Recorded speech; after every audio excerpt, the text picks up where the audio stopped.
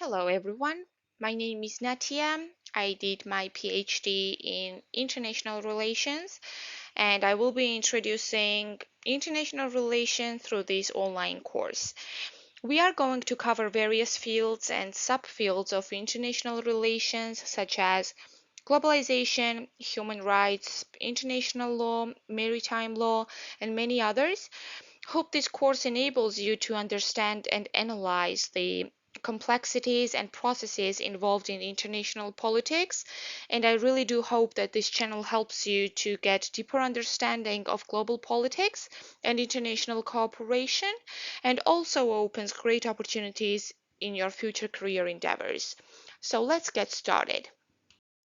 First of all, we have to understand that international relations is a very complex discipline as it requires study of various fields such as history, politics, economy, culture, international law, even religion. So, what exactly is international relations and how it can be defined?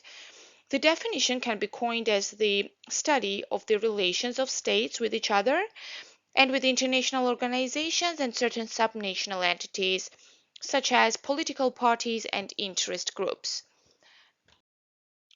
You have to understand that study of international relations started thousands of years ago. Analyses of the foreign policies of different sovereign city-states have been done in ancient times.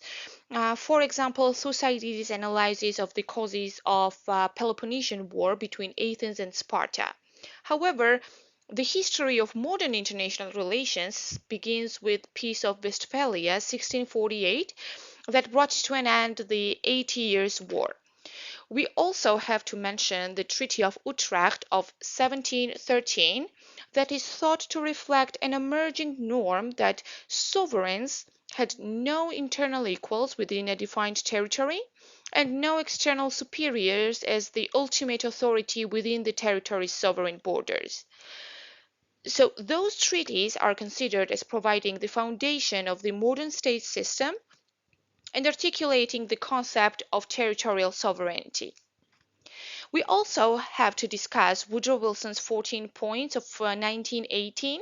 US President Woodrow Wilson set down 14 points as a blueprint of world peace that was to be used for peace negotiations after World War I.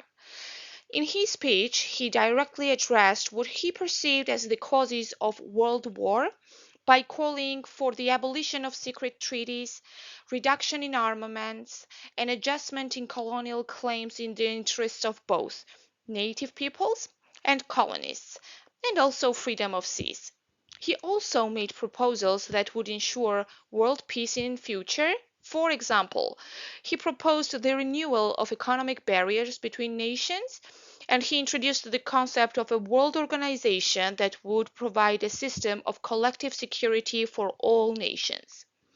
When Allied leaders met in Versailles to formulate the treaty, unfortunately Wilson's 14 points, most of it were scuttled. However, his idea of world organization was incorporated into the Treaty of Versailles. This organization would later be known as League of Nations. Even though Wilson tried to adopt the treaty and membership in the League, unfortunately the treaty was never adopted by the Senate and the US never joined the League of Nations. On this slide, we are going to talk about the main traditions of international relations coined by Martin White, who was one of the most influential British international theorists of 20th century. He called the traditions of international relations as follows. First, we have realists. They concentrate mostly on the elements of international anarchy. Then we have rationalists. They concentrate on the elements of international intercourse between states. And we have revolutionists who believe in the moral unity of society of states. Here we are going to talk about the same topic, the main traditions of international relations. However, those traditions are coined by Hadley Bull, one of the leading international relation experts. So first we have Hobbesian tradition. Hobbes was British philosopher. His favorite book was Leviathan. He didn't specifically write about international relations, but he discussed nation relations between people and peoples. He had a pessimistic view of human nature, and he said that mankind needed a powerful centralized political authority. In the nature of man, as per Hobbes, we find three principles of quarrel. First is competition, second is difference, and third is glory. The second tradition, we have Grotius, who underlines the importance of trade and international society. He was one of the founders, one of the fathers of modern international relations. He called the establishment of rules and laws as binding. He dealt with problems of international relations from a very practical point of view, importance of trade, and also the existence of international society. He defined war as unnecessary phenomena, but he admitted the right to fight for self-defense, and that was called just war. And we thirdly have Kantian's tradition. Immanuel Kant, German philosopher, who believed that mankind is one family and finally will consist of republics who will be in good relations with each other. He believed that there would be international law of hospitality and there won't be wars and human will establish peace. If Grotius, for example, believed in diplomacy and trade, Kant went even farther and defined the future of mankind as eternal peace. So here we are going to talk briefly about three main umbrellas of international relations.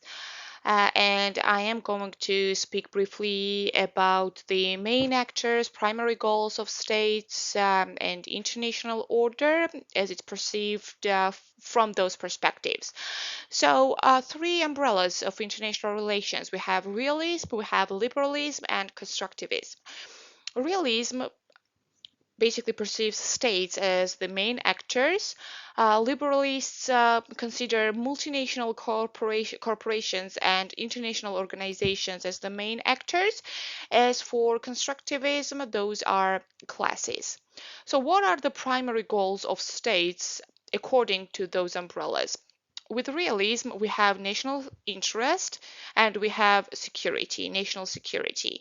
With liberalism, we have cooperation and coordination of multinational cooperation and transnational entities.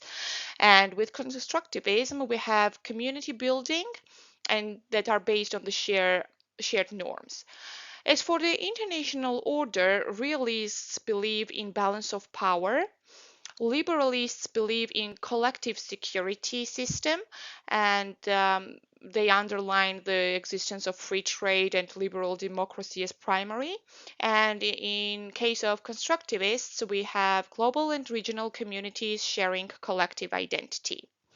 Of course, we are going to cover those umbrellas in other presentations as well. I just wanted you to have a brief understanding of the umbrellas and the traditions that are on the basis of international relations so that you can have an understanding of how the modern international relations is perceived from different perspectives, because later this is going to help us to understand broadly the concept itself of international relations.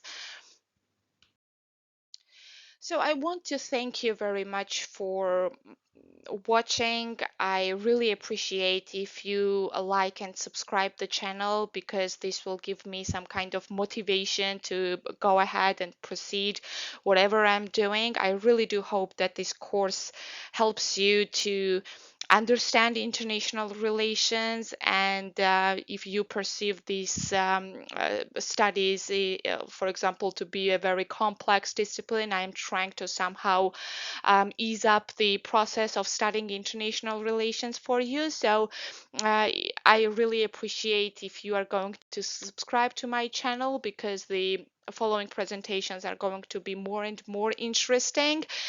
And I wish you good luck and talk to you soon.